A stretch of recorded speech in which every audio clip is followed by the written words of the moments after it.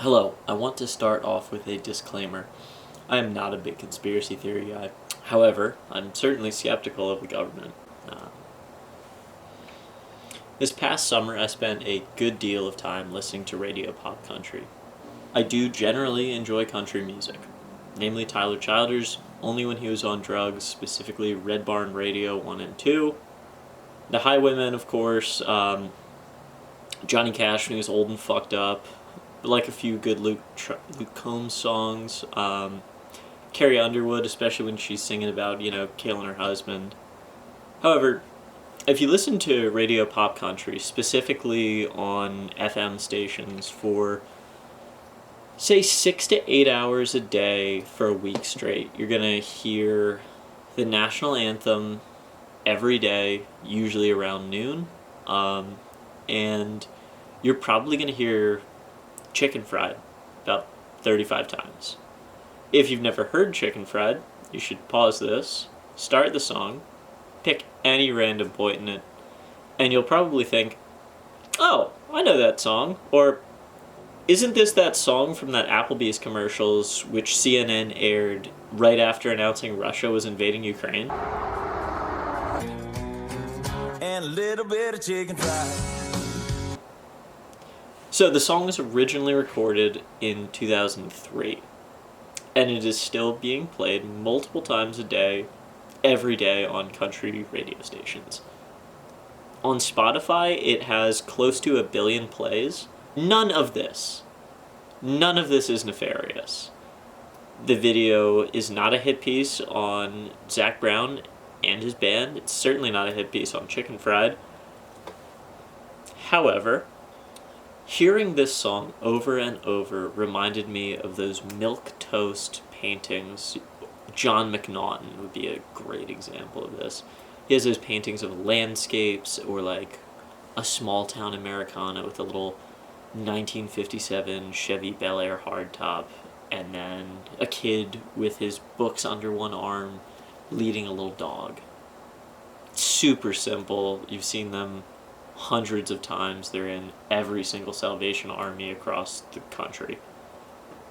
And the only people that buy these new, of course, are like, picture your distant relative, smokes heavily, drives a purple-ish 96 Pontiac Grand Am. It's got clear coats all messed up, and he spends most of his time getting into arguments on Facebook. Just in the comments section, down in the trenches, saying exactly what you'd think.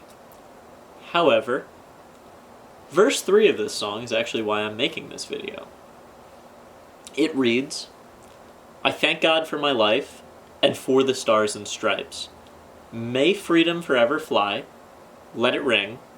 Salute the ones who died, the ones that gave their lives, so we don't have to sacrifice all the things we love." So, the rest of the song is pretty upbeat, pretty chipper, but it's just a weird lull. And then they repeat the chorus twice, which is the famous Chicken Fried chorus. It's honestly similar to when you hear the national anthem at a baseball game and everyone stands up. Hand over the heart.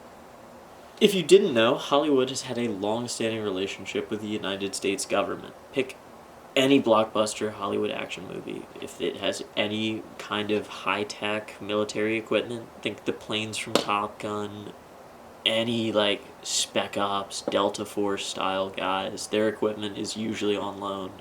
Especially if the movie has any form of like full-on going for accuracy here.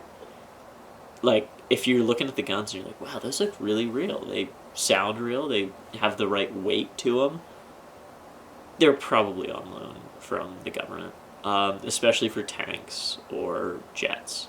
Anything multi-million dollars, usually the government's like, all right, yeah, you can borrow our tanks because you are making us look good. It's kind of a very easy form of propaganda.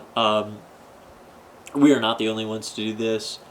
Every country with a decent-sized military will usually be like, yeah, you guys are literally advertising for us for free. Of course we're going to give you our cool stuff. Of course, now I got to circle back to my point. Reviewing everything I've said so far, my theory is that it is entirely possible and not outside the realm of plausibility for the United States government to throw musicians a few dollars for a line in a song. Rappers buy features so often that it is one of the first things I look for when someone I listen to drops a new album. Check the features. Given that this song was released post 9/11, patriotism was at an all-time high. Love of the country, love of the state, America was rebuilding after tragedy. It was also around this time that the subgenre of bro country emerged. It is also plausible that Zac Brown earnestly wrote verse 3 because he was living in a post-9/11 America which was rife with conflict and wanted to try and heal the nation with his art. This is purely speculative and for fun. Thank you and good night.